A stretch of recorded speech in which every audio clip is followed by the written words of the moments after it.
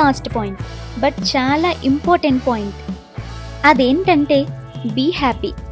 ఏంటి దేనికా ఇంత బిల్డప్ అనుకుంటున్నావా? కానీ ఇదే లైఫ్లో చాలా ఇంపార్టెంట్.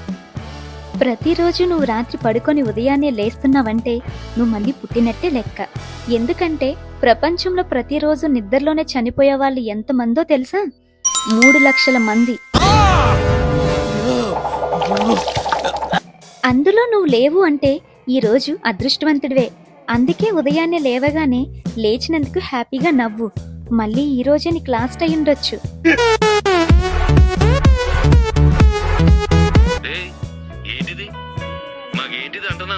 సో హ్యాపీగా ప్రతి నిమిషాన్ని, నువ్వు చేసే ప్రతి పనిని ఎంజాయ్ చేయి.